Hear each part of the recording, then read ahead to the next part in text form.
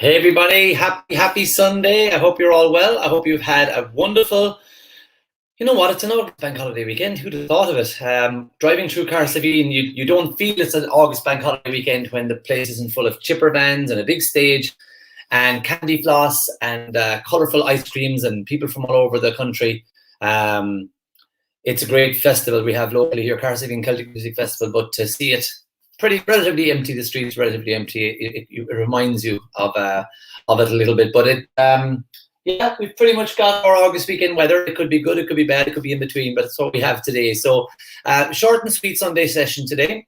We've got some visitors coming tomorrow, so I am on full marigolds mold, we're cleaning the house and all that stuff. So I'm excited to do a short and sweet session, literally not because I have to get away, but it's everybody's Sunday morning, isn't it? It's everybody's Sunday afternoon. So we're going to give you something very, very impactful. I want to say a massive thank you to Megan and Dusan for a really good conversation they had yesterday, digging into a book called U Squared by Price Pritchett and talking about a very, very obvious story, which is called Choose a Different Set of Risks. I interviewed a colleague of mine a couple of months ago called Karen, and she was faced with the possibility of getting mentored for the first time in her life, and also from working with this material that we teach. And she remembered looking around and having support at home about it and different things, but ultimately she started to realize the only thing that was holding her back was herself, because she was afraid of the risk. And her and I are really good friends. We'd be quite opposites. I would be like, yeah, let's go. It sounds amazing. Let's go. And then I'll find out along the way if I'm, whether I like it or not. And that's okay. That gets me very, very far in life. But it also, before I learned how to control that extreme level of, fearlessness, let's just do it. Come on. Let's like anything for betterment of my life. It sounds amazing. Yeah, I'll buy that. Let's do it. Extreme caution would be my beautiful wife, my family members. And that caution keeps them nice and safe and stops them from going into the unknown. They think I'm, very, very fearless and irresponsible, maybe is what they would have probably said back then, and don't do it, and how do you know what's going to work? So they would have been very overcautious, but I knew I was just going to go. I knew it was going to work, and it did. But now they're all less cautious because I burst out of myself and become the real man I was always meant to be. And to see all of the people, like you met Michael and Sharon and Shauna and Susan and all these people who've done the same. Like, we're not all Declans and we're not all Bob Proctors. We're all ordinary people, but doing what appears to those around us, we seem to be doing a very extraordinary thing. Like, you think of like our presenters yesterday, Dusan, wife, child, good stable job. All other industries were suffering in COVID, but the job he was in, which I think it's a year ago today, Dusan, if I'm right, August the 1st is when you handed in your notice. He's with a major retailer in this country. I mean, they made packets last year. Food outlets and clothing outlets were the only ones that were really doing consistent business. So it was irresponsible, risky for a father of one and a wife at home to leave a stable job. And he did, because he knew he wanted something different. It wasn't irresponsible. He just chose a different set of risks. It was risky for me to put all of my eggs in this kind of a coaching consulting basket, it would have seemed, to those outside looking in. But, none of them ever were lying beside me in bed at night, looking up at the ceiling, worried about bills and worried about my life. Knowing what's for you and knowing that it's your time to grab it and go after it is something that they couldn't have done for me. And they couldn't have stopped me at the same time. But I listened to confidence, I listened to caution. But my friend Karen would have been on that vibration, on that type of a mindset. You've got to know all of the first, and you've got to know the proof that it's going to work, and you've got to know how it's going to work, and you've got to know all that before you decide. And she's now learned how far she got in many, many ways, but how much it held her back. And when I interviewed her a few months ago, the sentence that really caught my eye that she said was, it all came down to, I was looking for my husband to have a problem, and I was coming up with all these excuses, and he was like, I don't mind, you can go do it. And she was like, there was no more escape hatches for me. Her paradigm was like, oh crap, she's changing. I better go and have a conversation with Nick. And he was like, I don't mind. I think you should do it. And she said, oh, damn it. Oh, but I'm so busy with the kids. And then, he was like, well, you're not really. She's like, yeah, but I like my life. I'm happy, And he's like, okay, then, well, why did you do this course? Like, why are you thinking about it then? Like, and she was like, she eventually knew it was her and her own mindset. And her own mindset was like, please stay, please stay. And what she decided to say was, it's fear of the known, the fear of what I know I have and that's it, was actually more scary when she stopped than the fear of going ahead and going after a new life. And that, for me, I never knew that about her. We talk nearly every few days, and it wasn't until I interviewed her that I thought that was amazing. I said, I never knew that about you. She said, yeah, I was there looking at the offer and looking at the opportunity and going, God, I'm holding on, haven't I? What am I really holding on to? Why am I so scared? And this same girl, like, she can see a value in like a €5,000 handbag. And I'm like, there's something wrong with you, girl. It's like, who spends that money on a handbag? But she was like, I know what I did. Anything about myself and my personal development deck, she goes, I used to deliberate over. And that's that now she knows. Like we deal with about 50% of people that are like that, left brain, right brain, analytical, emotional, all these different types. And she knows the extreme that she was on. And I know the extreme that I was on. And I could get myself out of situations and into situations with pure decision and let's go. But I needed to learn to move from that extreme confidence, fearlessness. I knew I needed to move myself to the center ground where a lot more organized, a lot more structure, a lot more of everything. But I didn't get that because I made a decision to get that. I got that over time, becoming masterful in what we teach. And nobody needs to be a master to change their life. A lot of people are very much at the beginning stage when they study with us, and then they get a little bit more advanced, a little bit more aware. Like I said there yesterday or Friday, if I could get Michael, or I think it was Saturday, when did I say it? Probably Friday. If I could get Michael and transport him backwards, oh yeah, it was Friday evening I said this. If I could go back in time with him and say, hey, I got to show you this video of you 2 years from now, he would have been like, oh my God, look at the changes. It doesn't leave this, you're not in a new house with a new life and all that. You're just changing how this works, and then everything starts to change. So it's really, really cool. So today we're going to talk about how people develop mastery. One key word along that way. I like to work with very good tradespeople. I like to work with very good people that hire my house for the internet. I like to have very good, I bought a strippers a few weeks ago, and it's like my new favorite hobby, stringing the grass. And yeah, spot the 40-year-old. Midlife now, that's it. You know, I used to look forward to other things. Now it's like, she's like, I could do with a bit of streaming there now. But anyway, I love it. I love listening to podcasts with the earmuffs on, and feels good. Boys with their toys, isn't that it?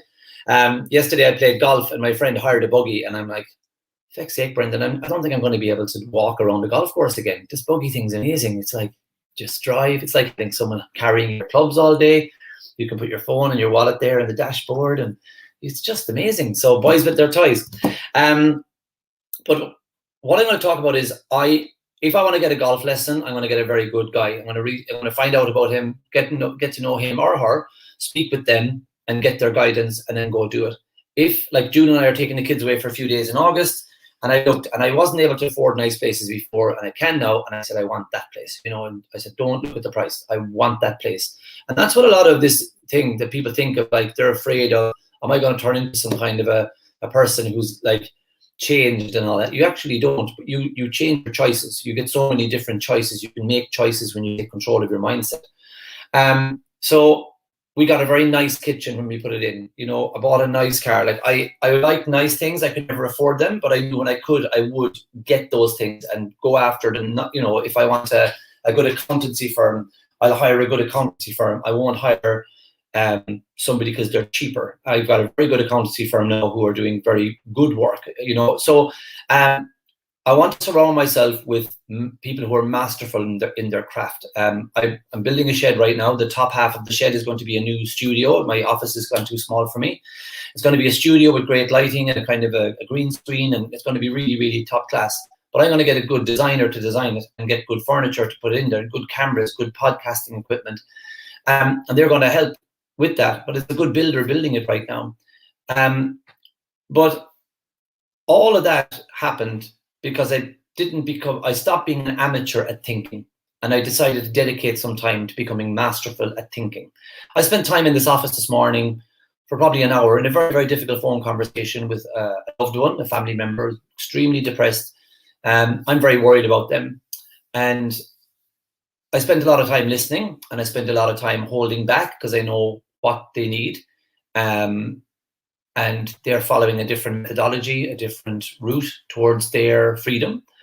And I'm able to stop that and finish that moment feel a bit of worry in my heart, get on with my day, not bring that worry out into my children I could have snarled at if I wasn't so much more masterful over my mindset.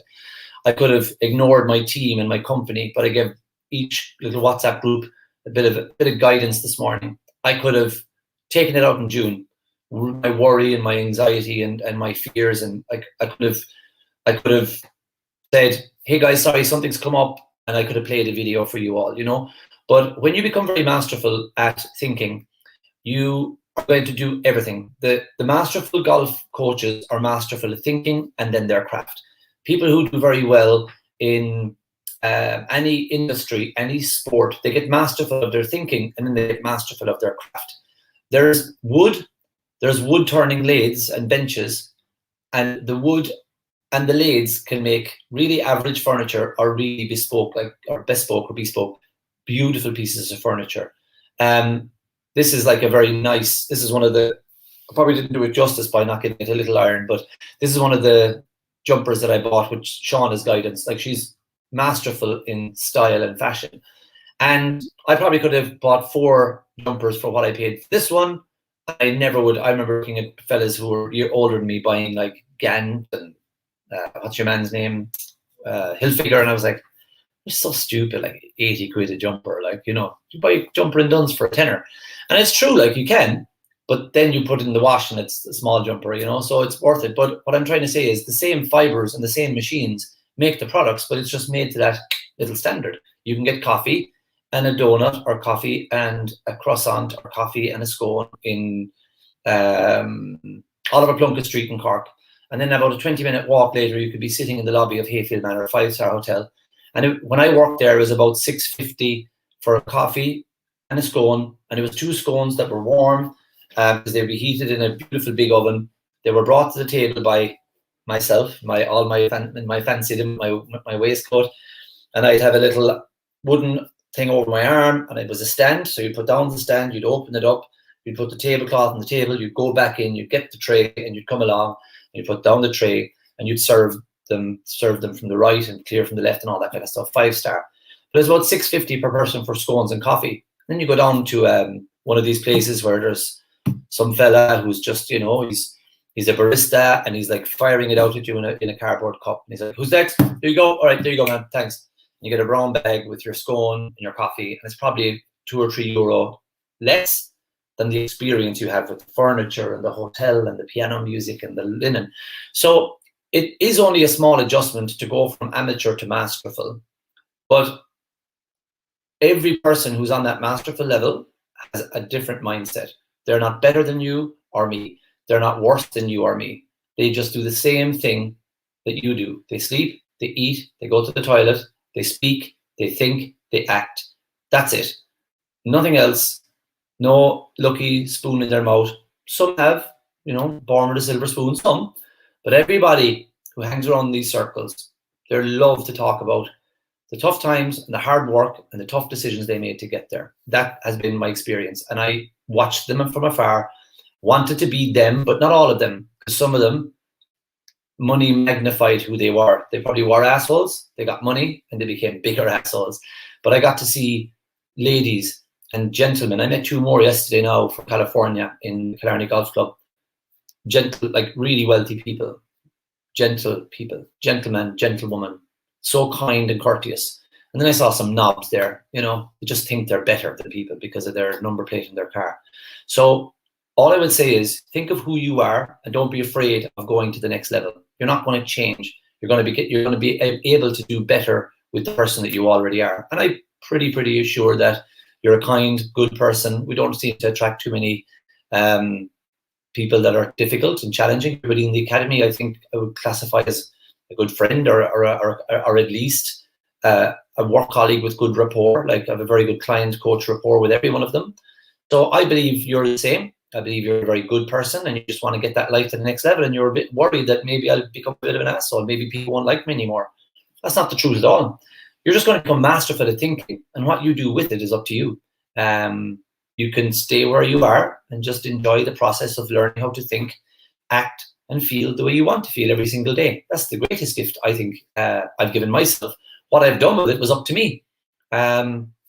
That's it. What I've done with it, what Yellen has done with it is up to her. What Meg has done with it is up to her. What Michael's done with it is up to him. But the thinking part is just freedom. It's so good.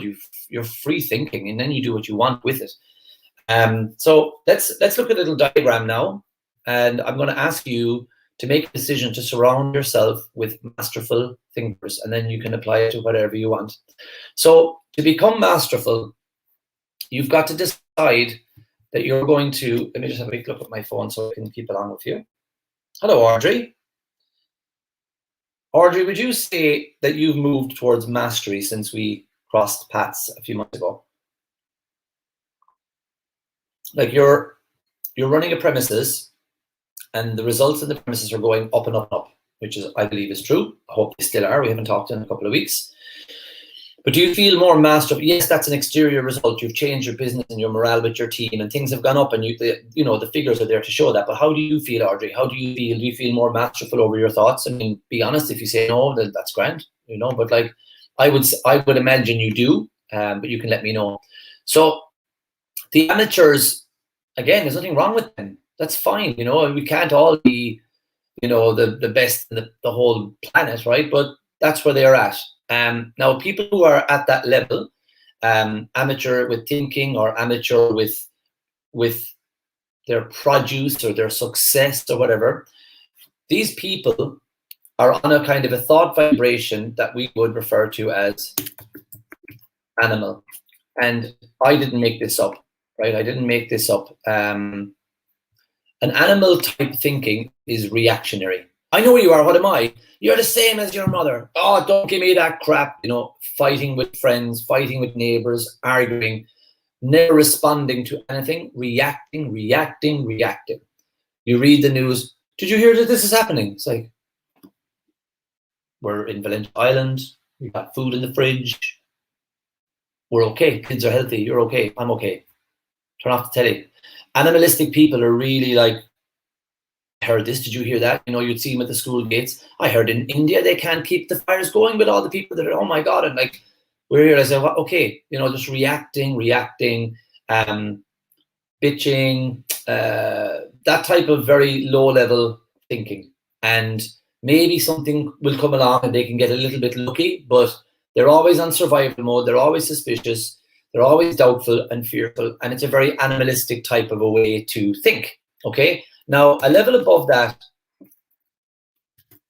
is mass awareness. What's everyone else doing? I'll do that too.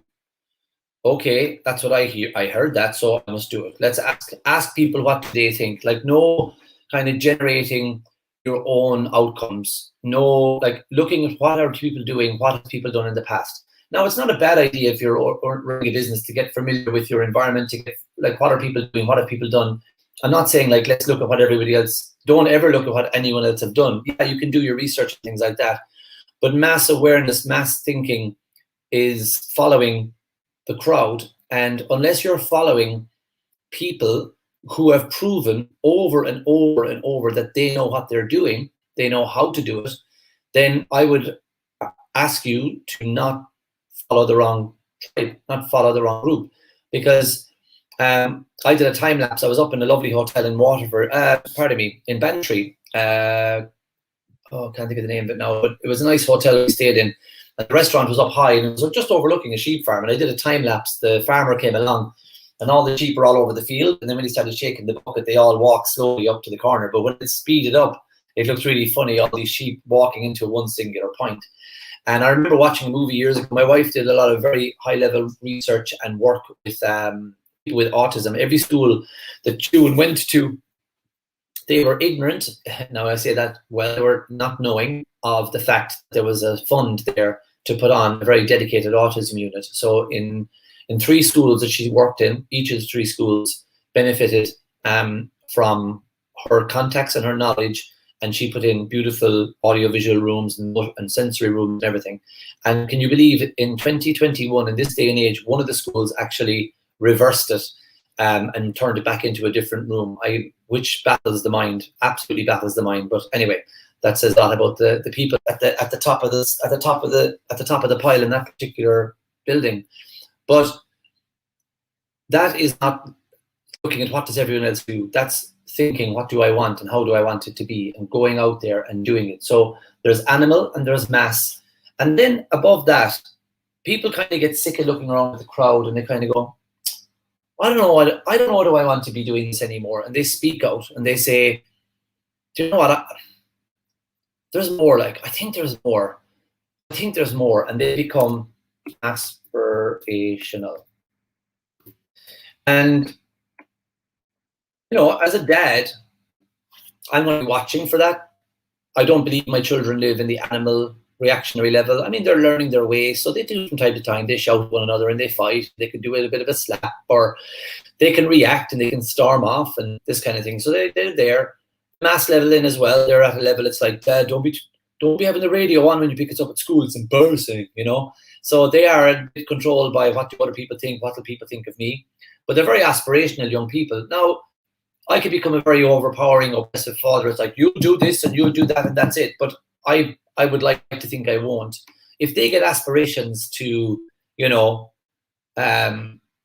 put all the white makeup on their face and have black lipstick and have loads of earrings in their eyes and wear leather jackets with spikes in their shoulders and hang around with friends and listen to grunge music, am I going to be absolutely delighted about it? I don't know. But I used to hang around with Oasis heads and Nirvana heads, and were my parents delighted about that? I don't know. But nobody ever gave out to me and said, stop wearing that. I do remember one time, I had a poster on my wall which had swear words on it from Train Spotting, and my dad told me to take it down. Apart from that, they were very nice, easygoing parents. But when a person gets aspirational ideas, they're like, I'm going to change at this point. They're getting ideas that they want to make something happen. And forget the kids thing for a moment. Just think about yourself. There have been times where you've looked at something like an inspiring movie or something is like, I'm going to do this. I need to make a change in this world. You get aspirations above your present limiting beliefs. Okay, so that type of thinking is a very creative type of thinking, a very motivating type of thinking. And not enough people come to this place, maybe 10 out of every 100. But a lot of people have to come to this place when pressures are put on, the jobs closed down or COVID's happened. And, like I know a wonderful big building in Douglas burned down last year, the year before, a year and a half ago, big, huge shopping centre. And I was playing golf with a lad yesterday who lives near there, and I was asking him about it. And he said, it's back open and running now again. And I was in there the last day, but he goes, a lot of the shops that were there are gone. And that's sad, like very, very, very sad. Hopefully they've moved on to other good things, but maybe some of them didn't. Maybe some of them really suffered for that. And maybe they're in a place now where they have to be aspirational again. But don't wait for desperation to put you in this aspirational zone. Decide you're going to, I think that's what you've loved about this week, is being around people from Ireland or living in Ireland or that know the whole Irishness, and that we teach this stuff like you see on YouTube, but it's not with people you don't know and understand. It's people that you can really relate to. Now you're really in an aspirational zone. You're like, yeah, do you know what? There's something else here. So when you do that, then you look at individualism. You look at This Is Me. The song from when the sharpest words are gonna cut me down. What is it? This is me. Oh, Greatest Showman. This is me. You're an individual, and off you flipping go. I remember a family member came to my house one day and they were like, I'm really worried about all this positive shit you're putting on Facebook. And I was like, what? What? It's like, it's one thing if I'm like forehead planted down on the pub at 10:30 on a Monday morning, like, okay, I understand. But the fact that I'm sharing positive stuff on Facebook, yeah, everyone in town is talking about you. I'm like, everyone in town is talking. No, I was not. I was really thinking high at this stage. I've been studying TIR for a long time, but I started to move into a teaching mode and growing my business and saying, sharing articles and talking about it on Facebook Live. And you see, because I was changing, it was changing other people inadvertently. And because I was talking about this is the way you should live your life, then other people who weren't living their life, I was making them uncomfortable. So it doesn't happen all that time. But once in a while, I'll get a client saying, oh, my child thinks this is a scam, or my husband's pissed off, or whatever. We have chats about that, and that's okay. I help them to understand these people. But I come from a background of being a fairly cranky, kind of a temperamental 13 to 16-year-old reactionary, So some people close to me would have known that there's a chance that Declan could lose his temper if I come and confront him on something. So I looked at that and looked at this criticism coming across my kitchen from their mouth into my ears. And I wouldn't let it go down from the conscious into the subconscious and into the heart. You know that diagram we drew this week, this big concrete barrier between the conscious and subconscious. So I saw the words and I felt all familiar feelings, like animal feelings, like react, tell them to F off, grind, like get aggressive, you know, this is bullshit and everyone in town is talking about you. So I stopped for a minute and I listened to the words, everyone in town. And I started to very quickly visualize the hair salon, the fish shop, the clothes shop, the credit union, the bank, Centra, Petty Delice, Corky's Hardware. And I started to get a picture in a split second of everybody talking about me. And then you know what I thought? That would only happen in like a Stanley Kubrick movie or an Alfred Hitchcock movie. So that's bullshit. Like that's a lie. That's not true. But my new individual mastery type thinking heard that, felt familiar feelings of doubt, fear, worry, anxiety, anger, and let all them go to the side. And I thought, you know what? Can I say something to you in return? And they were like, yes, ready for a fight. It must have been so hard for you to come here today and tell me that you're worried about me and that people are talking about me. It must have been hard for you to say that. And all I want to say is thank you so much for your concern. I know exactly that the path that I'm on is not the most obvious thing that people do, but it's the right thing for me to do. It's the right thing for June. It's the right thing for the kids. And until such time as you see anybody suffering or me suffering, let me be. But I promise you, if you've any proof that there's wrongdoing or I'm losing money or anything's happening, get everyone around, pop on a straitjacket, and send me off somewhere. You have my full permission to do an intervention. But until such time, and then roll on about a year and a half later, everybody who's near and dear to me was invited to the house because it was brand new and open and ready to go. And the same person took me aside and said, I'm so proud of you. Well done. Wow. Incredible. Well done. Now, first of all, there's two things going on here. There's evidence right there in front of you. There's emotional evidence. I had my own fears. I had my own anxieties about doing something different with my life. And maybe they were validating some of those fears. And I could have reacted that day. Their fear, my fear, boom, explosion, animal, fight, fight, fight, fight. What would that have done? Only help them to prove to themselves that they were right all along. Yeah, my suspicions about what he was doing was right. Look at the way he reacted. But I love this life and I love my goal, like a soft, gentle cell that's at the beginning of its life in womb, you know? Like every powerful business and every powerful idea and every Nelson Mandela story or Mahatma Gandhi or anything that's happened of significance in this world was a subtle, gentle thought. Now it's a powerful force for good that nothing can stop. I knew I was protecting an idea and a goal, and that's what a masterful thinker does. They know that their goal is so important that nothing at all is going to come in its way. You know, we've got some people, we expanded our team recently, and we got some people that could be reacting and freaking out. Oh, I haven't got results that I want yet. Every one of them, because they study this material, they're like, look, I wish I had a better result right now, but I'm okay. They're so much close to mastery and so far away from animal and mass. They have got to win. 100% of them have to win because they're not succumbing to the old animal and mass type feelings. Why is it important? When you're a reactionary, that type of a thinker, you're sending out that type of a vibration and attracting more of the same. So if I reacted that morning, I would have set a chain reaction, which would have been destructive instead of creative. This morning, I was involved in a very emotional conversation. I heard it, I felt it, I dealt with it in a very masterful way. And I didn't bring any of that drama into my fatherhood, my husband's life, or into your ears and eyes and nose this morning. This is something that people have no clue how far it's going to take them. And I want to show you where you end up when you do decide to learn how to really think and feel and act the way you want to all the time. And you're probably going to be the first person in the history of your family to understand how to think at that level. There's a lot of people that might be very successful in your genealogy going back. But if you look at their life, they probably had other ups and downs.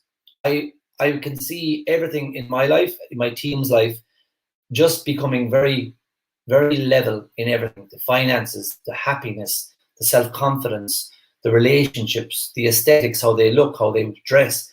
Everything is getting that one level of gloss and shine, you know, and evil, even. It's not up or down, it's even, it's level. That's what I was doing, even and level. I described the two together by accident. It's very even. There's an equilibrium. As it says in that wonderful article, As a Man Thinketh, Serenity, he says equanimity. People admire someone's equanimity, that they can be just lovely to be around, lovely and easygoing all the time. But at the same time, achieving so much. Like somebody said to me the other day, "You're so busy, I hate to bother you." I was like, I actually have an awful lot more time than I did when I had nothing. You know, when I had nothing at all, I didn't have nothing. I had a great wife, great kids, but I had no money and not a lot of confidence, and I was very fearful of the future 5 years ago. I have more time now than I ever had, and that doesn't make sense, you know? But we slow our life down and the results speed up. But everyone's so fast trying to fix these results outside, and they need to fix what's going on inside first. Okay, so let's go into the last 3 levels. I'm going to keep that one.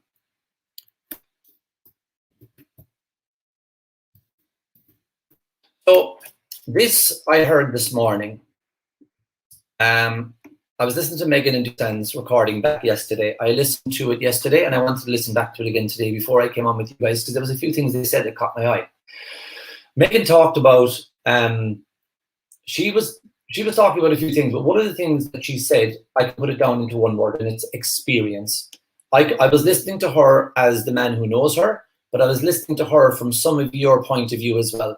There's people so close to kind of deciding they're going to change their life and allowing us to help them by joining the academy. And they're just almost there. But when they would hear Megan say something like an experience or Dusan and how it feels now, they can't relate because it's somebody else's experience. You can't transmute someone else's experience into your heart. You just have to believe it. You just have to believe in the unknown. You've got to take that step before you leap. And when you land on the other side, it's great. But the leaping and the journey across the leap is where you grow. It's where all of it happens. You can't give anybody else your experience. Even if I brought you guys to my granny's cottage and into my home, there, and you can stand there, and I've done that with certain clients. They've been like, "This is my bedroom. This is the old cottage.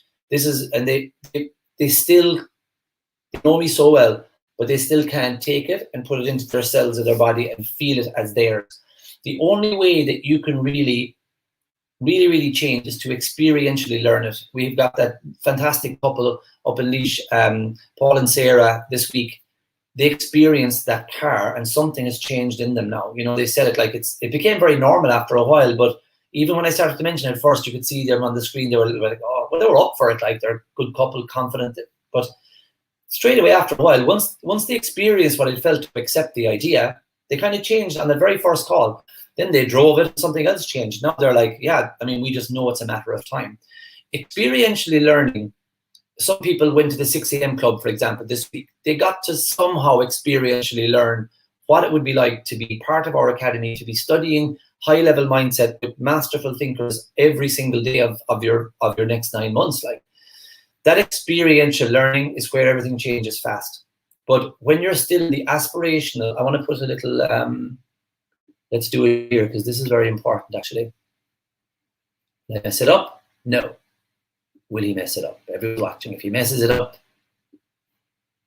aha, I didn't. Look at me, Mr. Fancy Pants, with my new system here. This is a massive difference between, let's see, can I move everything up one now? Yeah, there we go. Oh no, hang on, edit, undo, delete. All right, so most people never go over that barrier. They always stay somewhere between the individual, aspirational, mass, and animal. And they're hoping, wishing, wanting, praying. And they'll probably look back at life and go, I'm leaving this world as confused as I was when I came into it. When we come into it, they hold us upside down, they give us a slap in the arse, and we go, "Wah!" And we're very confused, and we were all cozy and cuddly for 9 months, and all of a sudden we're out and we're all over the place. What the hell is going on? Sometimes people are going into the next, they're transitioning into the next life. They're probably still a little as confused because they never have experienced the experiences of all their wants and goals and dreams and wishes They probably never experienced mastery. I'm not to say they didn't have a good life and they were not happy, but there's this masterful thinking where you are the master of your ship, the commander of everything. You're directing yourself exactly where you want to go every single time, no matter what it is, health and fitness, relationships, finance. You know you are in control. Like when the bank said no to me, I was like, nah, I was living in mastery.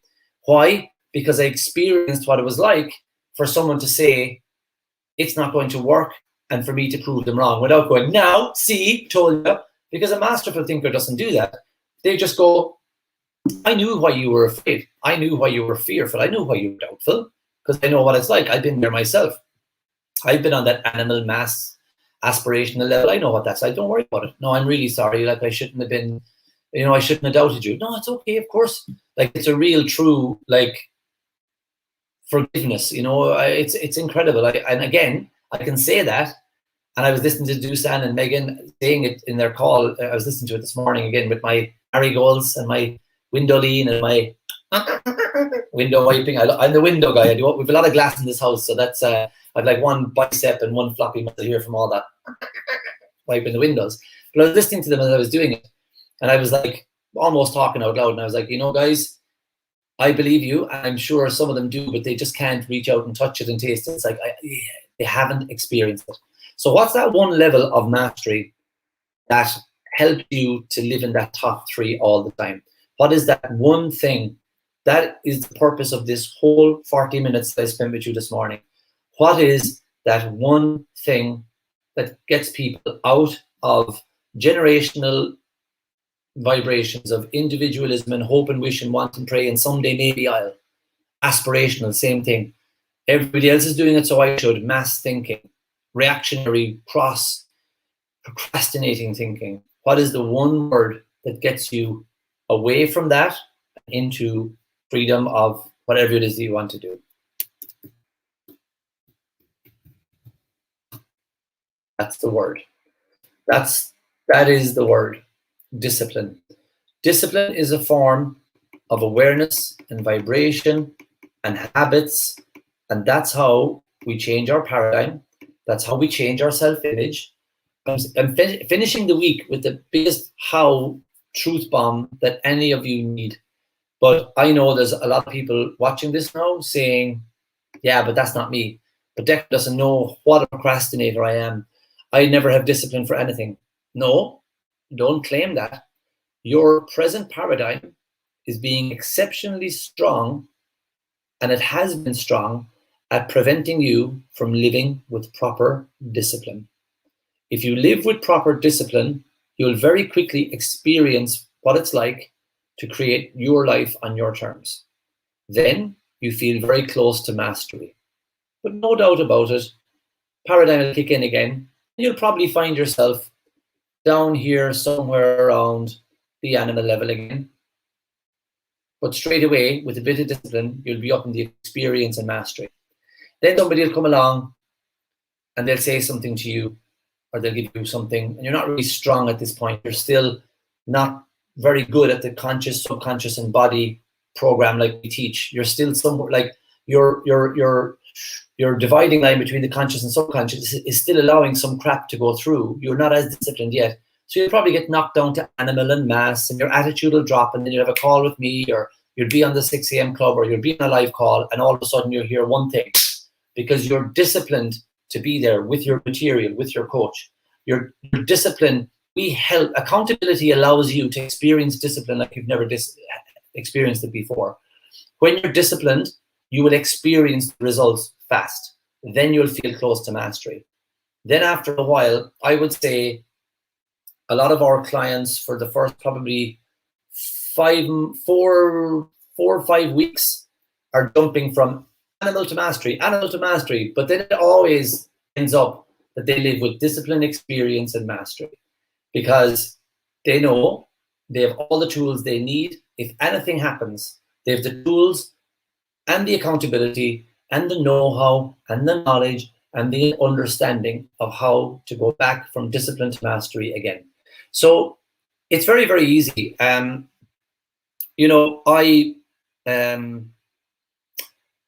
I went to a protest one time above in Dublin, It was around the time that the government were, selling off the country to the IMF pretty much. And there was a protest, and I was 29, and I had a little child, and I was like, the country's going to hell. So I got on a bus one night from Galway, a go bus. It was a $5 return. We traveled through the snow, and I went up there, and I was standing outside the door, and I was doing some chanting and some stuff like that back then. Thought I was going to change the world, And I looked around, and I saw a lot of warriors. I smelled a lot of weed in the air. There was a fella, he threw a naggin of Hussar vodka at a Garda. And I looked around and I thought, this is not how I'm going to help to affect change in the country that I love so much. And Bob, a few years later, gave me the key to do that. He said, create your own economy. We help people to create multiple sources of income so that if anything happens, they're not relying on one. That's only if they want to do that. That's not part of the academy you have to do. But people hear it enough because they're hanging around with the right crew. I wasn't hanging around with the right crew that morning. That wasn't going to help me to change anything about, I've made more of a change in my life and in the lives of others by studying discipline, experience, and mastery. Like today is the 1st of August. For the next 30 days, I am living with discipline, experience, and mastery to help every single person that's in our company. That is it. I'm taking care of June and the kids for the month. We've got days planned out. I know what I'm doing with all of my little sources of income. All I want to do now is help every single person on a one-to-one basis by the 30th of August to not just go up a little bit, but to quantum leap where they are. So every day, Monday to Sunday, every day in August, my mind and my heart, my vision, my purpose is with every single member of my team. That's it. I've taken care of my kids, my wife, my parents. Stuff will happen and I'll react, pardon me. I'll respond to the challenges that rise. But all I'm focused on is that. I know that the discipline of that focus will give me and them experiences, and I'll help to elevate all them towards even further feelings of mastery. And that's how it goes. So you may not be disciplined yet, but where do you think you're going to order it? Where do you think, like, if it's not us, who's going to help you to finally break free and become a disciplined person? I would argue that you're probably quite disciplined with some bad habits. You're probably quite disciplined with self-doubt. You've learned how to feel that way without anyone's guidance. You've probably learned to be very disciplined when it comes to quitting. Don't mean to be hard on you if you are. That's not going into everybody's ears and into their heart, but some are. Bob's son, Brian, works with him, but the other son, Raymond, doesn't have anything to do with the company. And Raymond was an expert swimmer, but he hated getting up in the morning and getting into a cold pool in Toronto and going through the snow and the frost, but he was a very talented swimmer. He had a great future ahead. And he came home one day and said to Bob, I'm thinking of quitting. Bob's like, okay. And he said, it's probably a good idea. And he was so surprised. And he goes, why? And he goes, well, if you're going to create a life in front of you that you quit things, even if you love doing them, you quit because it's difficult. If that's the way you want to live your life, it's probably a good idea that you start getting used to that level of discipline. If you want to get good at quitting, you better start now. Learn how to quit. And he was like, thank you, Dad. And he went up and he didn't quit and he kept going. But it was a good lesson learned. Bob wasn't being conniving. If he did quit, he said he would not have stopped him. But he just wanted to give the young man an opportunity to understand what was going on. Something is trying to get you to quit. Not you, not me, not your mom. Something. Understand it. You want to be a quitter? No, I don't. Definitely I don't. But I do want to quit this one thing. And he said, that's okay then. But he goes, just understand. Don't develop the habit of quitting. So some people are disciplined with bad diets. Some people are disciplined with procrastination. Some people are disciplined with negative self-talk. I was. Oh my God, I could self-talk.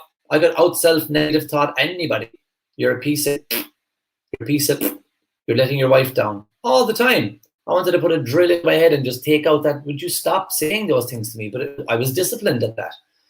So you discipline yourself to go after the goals that you want. You will experience those goals very, very fast. and then you feel like you finally mastered something. When I first started doing this, I was in a bar one night in Galway, a pub in Athenry called the Glyn's on the corner, and I was having a lovely creamy Guinness watching the golf, and I just felt this surge through my body of freedom. And I contacted two of my friends who were probably still living in a very smoky room in Cork with their hoodies up and a load of biscuits and cups of tea around them. And I text them and I goes, lads, I've found the meaning of life. And text me back and he goes, I don't know what you're smoking in Galway, but send it down to me. You know, I'm not better or worse than them, but I had changed my life from when we were in college, and they had stayed disciplined at that. I had disciplined myself to do other things, but what I learned was that I felt like I finally had found the secret that they promise in the movie, The Secret, but it's not. They don't tell you how to do it. They just say there's a secret. That's why people poo-poo that when you say, have you seen The Secret? It's a load of crap. I'd agree with them. The movie doesn't tell you anything like we've told you this week. We've given you everything you need to make a quantum leap result happen in your life. I would say that I know in my experience, the best thing you can do is surround yourself with people who are doing it all the time. So you'll feel part of something, you'll stay accountable, and you'll make it happen easier. And you'll shock yourself by what's possible when you live with that vibration, with that discipline. And I just don't know any other way to do it. I'll never, ever go back and try and remember how I used to do it. All right, so let's have a little look here. Oh, let's see what Audrey said. Hi, Declan. Oops, cancel. Why can't I read that? Okay, oopsie doopsie.